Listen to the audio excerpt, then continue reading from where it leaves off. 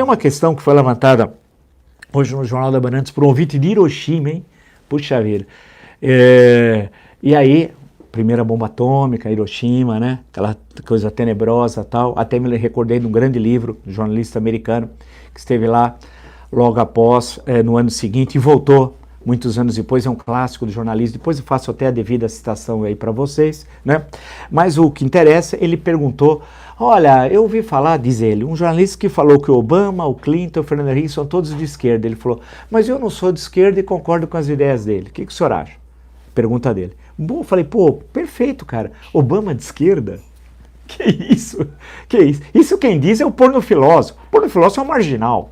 É um marginal, né? Ninguém vai acreditar no marginal. Ele é um marginal. Clinton de esquerda? Fernando Henrique de esquerda? O governo Fernando Henrique foi de esquerda? Vocês viram tudo que foi a pauta econômica do governo Fernando Henrique? Que de esquerda. Então aí voltou uma questão que eu puxei rápido e que eu gostaria de trocar essas ideias aqui com vocês. Que é a questão que eu ouço muito falar, inclusive alguns supostos, entre aspas, líderes empresariais que não são líderes empresariais coisa alguma. Coisa alguma. O que me estranha é o silêncio dos empresários de fato e deixar esses se auto-intitularem líderes empresariais. Líder empresarial foi o Roberto Simons. Esse sim, né, que escreveu uma história econômica do Brasil. Tem um aí que se proclama líder empresarial, parece o corcunda de Notre Dame, o Quasimodo, né, que é um sujeito patético e tal, estava dizendo assim: o Brasil era comunista, o Brasil é comunista, precisamos mudar o Brasil. Seu patético, seu Quasimodo. Comunista aonde, Quasimodo? Aonde? Aonde? Comunismo onde não há socialização dos meios de produção. Comunismo onde há propriedade privada. Comunismo onde não há ateísmo com política de Estado. Comunismo onde não há socialização da terra e o controle estatal. Comunismo onde não há partido único. Comunismo onde tem impeachment. Onde tem impeachment, Quasimodo? Como onde tem impeachment? Você imagina se a Dilma é comunista? Você imagina se o PT fosse comunista? Onde que regime comunista teve impeachment? Vocês já viram algum regime comunista que teve impeachment? Claro que não. Né? Mas o PT é comunista. Que comunista o caramba que é comunista? Vamos ser inteligente, conhecer os conceitos. Pega o dicionário de política do Norberto Bobbio, entre tantas outras coisas. Por exemplo, né? Que comunista nada. Eu citei algumas coisas: o Partido Único, o ateísmo como política de Estado, passei pelas organizações desde a infância até o adulto controladas pelo Estado, pela socialização dos meios de produção da cidade e do campo, a inexistência de processo eleitoral, né, etc, etc, etc. Falei grosso modo um regime que caminha para o totalitarismo, a propaganda, etc. Alguém vai dizer que o Fernando Henrique era comunista, Collor era comunista, Sarney era comunista, Lula comunista e Dilma comunista?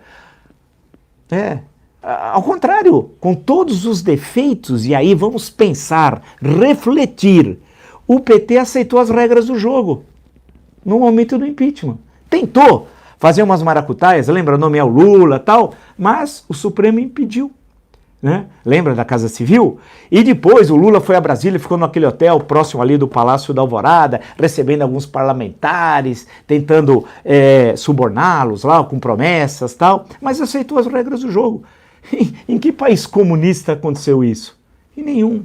Então conhecer os conceitos é fundamental e aí precisa de estudo.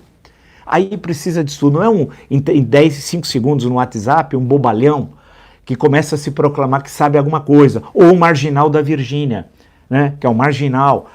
Não, tem de conhecer, estudar, conhecer os conceitos, né, e para poder aplicá-los e entender o mundo. Senão viram uma geleia geral, você mistura tudo.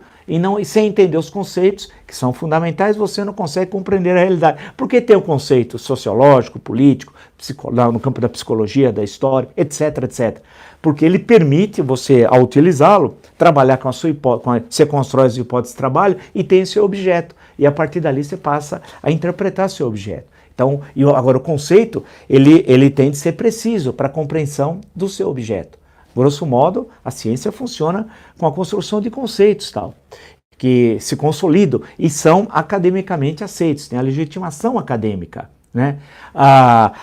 Portanto, você não pode afirmar, não há base nenhuma sociológica, política, econômica, de chamar que o Brasil era comunista.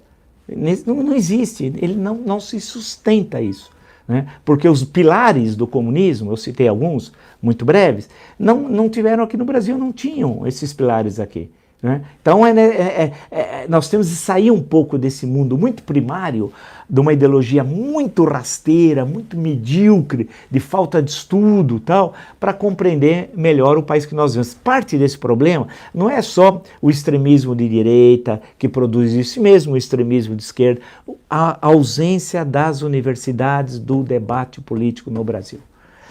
Essa ausência é sentida, ela seria importantíssima para ajudar a compreender o Brasil. Infelizmente, há um vazio, e aí o vazio é ocupado por picaretas, algumas vezes por marginais, como o da Virgínia.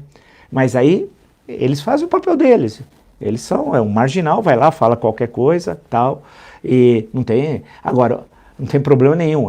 Se tivesse um contradiscurso sólido, produzido pelas universidades, por intelectuais orgânicos, a história seria radicalmente distinta.